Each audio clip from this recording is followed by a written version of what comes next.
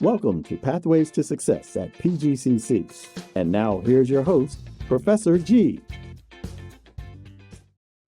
And greetings, friends. I am Mark Gray, Professor G. Thanks for joining us for this edition of Pathways to Success at PGCC, where we give you the freedom here on campus to jumpstart your best life. And life is a series of problems, that's equations that we all have to deal with in order to solve them. And oftentimes, people find themselves really scared of connecting the numbers. At Prince George's Community College, we are doing an outstanding job of easing those concerns as these wonderful students on campus embrace this knowledge. And joining us right now is Dr. Regina Bentley, who is the Associate Dean of the STEM program here. And we're also joined by a PGCC student, Devin Reese.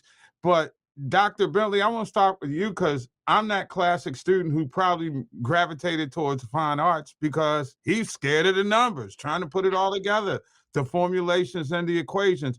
But in this new technological world, understanding math and computation seems to be a big thing in the world of science, technology, and engineering. Yes. Can you talk about how the numbers play and how you ease those concerns for people like myself? Well, firstly, people aren't born unable to do math, right? Right. So you have to believe that you can achieve it, whatever that it is.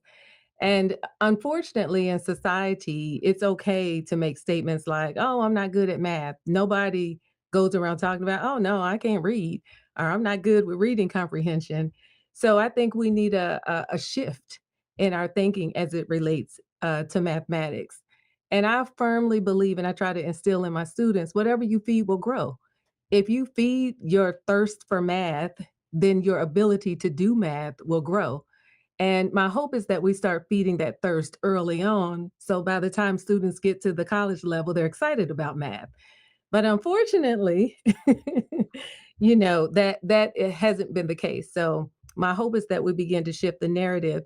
And in the case where it hasn't been shifted yet, the buck starts with us when students drop into our classroom to help them believe that they can achieve. And since we're also talking about STEM for a second here, talk about the elements of math that go into critical thinking. Looking at something that's not specifically in your face. Mhm.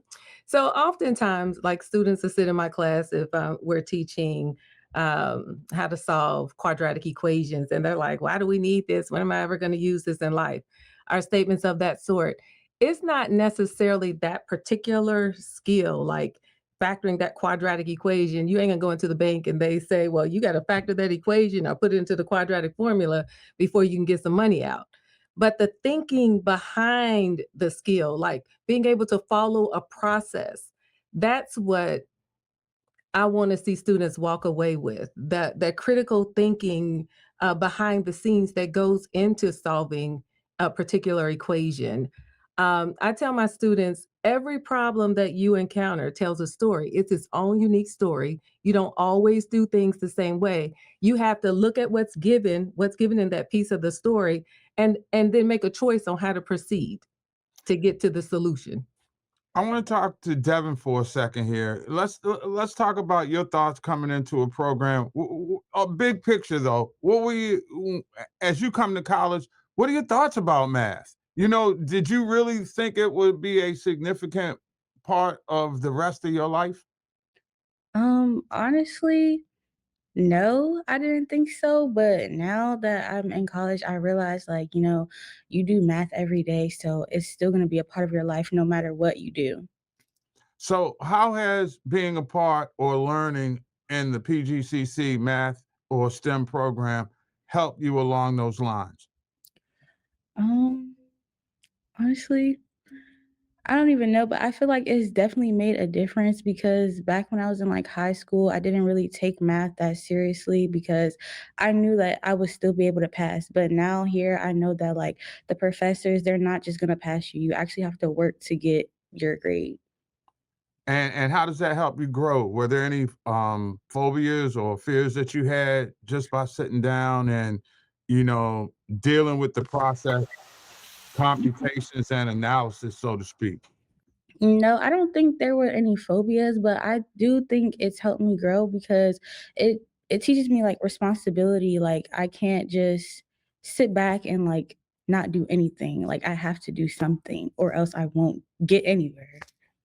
And I think you could probably serve as a great ambassador for your generation to talk about how important it is to be on point when it comes to understanding, you know, basic math skills, or, you know, balancing a checkbook, so to speak, understanding how the budget works. Can you talk about for a person at your age how important it is to know those skills at this time in your life? It's important because if you don't know, then like I said, like I feel like you just won't get anywhere in life. Like you'll still be trying to find someone to help you or like hold your hand throughout all these processes. Like if you go to the bank and they ask you to do something like that and you don't know how to do it, or just you go to the store and you need to write a check, you don't know how to do it, then it's like someone should have taught you this at this age so that way now that you're older, you don't have to be like so stagnant or just like behind. So where do you see your pathway in life going? Have you figured that out yet? Honestly, no, but I do know that I do wanna do something with, like in the medical field, so it's kinda just like I'm still trying to figure it out, I feel like. So and that brings us to you, Dr. Bentley. Uh, Talk for a second about your position as an educator in mathematics and skills like that. Did you find that something that you were pursuing, or were you just called to do it? So similar to Devin, I didn't really know what I wanted to do. I did have an affinity for math. I like math. What what we're good at, or how we are, if we're affirmed in a certain way by doing something. Like I said, that if you feed that thing, it's going to grow. So I always did well in math, and I just kept taking math classes. And I said, well, I guess I'll major in math. When I was in college, I didn't aspire to be a teacher, but one thing that changed for me, undergrad, I would take a lot of math courses, and I'd be in the basement of my dorm reteaching like 6 or 7 of my classmates what was taught in class, and I enjoyed that. I still didn't desire to be a teacher. It wasn't until I went to graduate school that I was like, huh, I really enjoyed seeing that light go off in a student's face when they get it, and because their body language screams. Um, so I want to shift just a little bit, and I know this is your show, Mark, but even with Devin, Devin speaks with her face. So I had Devin in my college algebra class, and some days she was looking at me, and she was like a blowfish. In a Shout bad way. And so even if she did not ask a question, I'm like, "What, Devin, what's your question?" So just being intuitive with students has helped me to help them. That's what I like about the face-to-face experience. You don't have to say a word for me to know, that you missed something.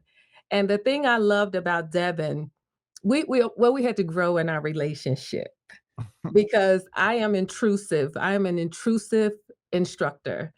I make you get up, get involved, and at first that wasn't easy, but she her level of growth just has truly inspired me. Because Devin, we were struggling at the beginning, but Yes. she made a choice to put in the work. I mean, almost every after office hour I had, she came, she'd be like, "Dr. Bentley, you going to your office?" I said, "Child, you following me to my office today? My office hours are over." And she would literally sit in my office while I did my associate dean work, and continue to work. So it was that grind that helped turn things around for her. Devin did not appear to be what we would call a math student. Like she didn't just have a walk-in class. I love this. She was like, I mean, she would come to the board. I'd be like, okay, you help such and such. And she'd be like, but I don't know what I'm doing. I was like, you better try something. This is a fascinating story because math and STEM is not a pathway for everyone. You got to have a certain aptitude, Well, I'm gonna discipline. push back. I'm gonna push back. Math it undergirds everything. It is foundational. Every single career that's out there, whether you're astronomy, art, music. Now, if you're going into an engineering field, that's a little different because it's math heavy in a different way. But every single field has that foundation of math. And I'm sorry. I'm sorry. Okay, with that being said, so then what's the profile of the pathway in this career path? What profiles are you looking? What skills? Who makes the perfect student for STEM and mathematics? So STEM math is a part of STEM, right? We kind of group it in STEM, but my direct answer would be everybody because everybody has that foundation of math, and every career is has a foundation in math. I have a one of my coworkers. He has a saying: "Show me something that does not have math, and I will show you something that does not exist." Now, if you're trying to go to an engineering path, it's heavily grounded in algebraic skills. Now, that's different. We have what we call a science engineering math path, like you were just talking about, but we also have business path math. We also have teacher ed math, and we have a, a, probability and well, not probably, we do statistics, statistics and liberal arts type math as well. So, but math still undergirds all of that. So, with that being said, in a time where everybody is about securing the bag, Mm. most money for least amount of work. I mean, what are the financial opportunities professionally in jobs where mathematics are a significant skill set? Skill set, easy for me to say. So there's no one size fit all. Let me put that out there. However, if you follow the more difficult algebraically uh, math that's required, generally out there's probably a correspondence between how much math you have to take and having a six-figure salary when you're done. So that's not to say you cannot have a six-figure salary majoring in, let's say, art or music. It depends, so there's no one size fit all. I definitely believe one size fit one. But if anything with the engineering on it is going to increase your salary. And anything with engineering, you're going to need calculus one, two, three, plus some more. So, but yeah, so those more math intensive, like many of our majors, you need one credit level math and you're done. So, but not if you're on anything computer science. If you're majoring in biology, if yeah, you're not one and done with math. You got to take a sequence. Devin, so where do you see your future pathway taking you professionally? Mm,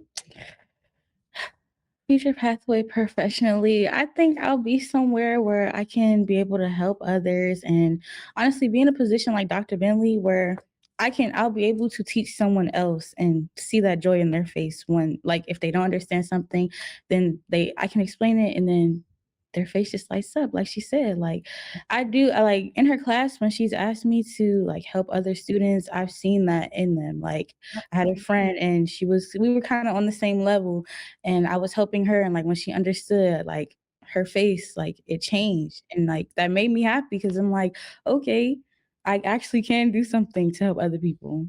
Yeah. What better way to end the show right there? I mean, when you can use your skill set to help other people and impact someone's life, a few more people do that and the world's a better place.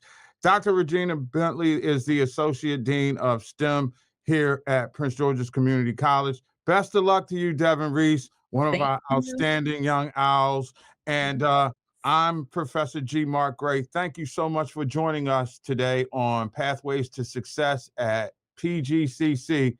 Remember, we're the fast track to your best life. Take care. See you next time. Thank you for watching Pathways to Success at PGCC. For more information about Pathways at the college, visit our website at www.pgcc.edu.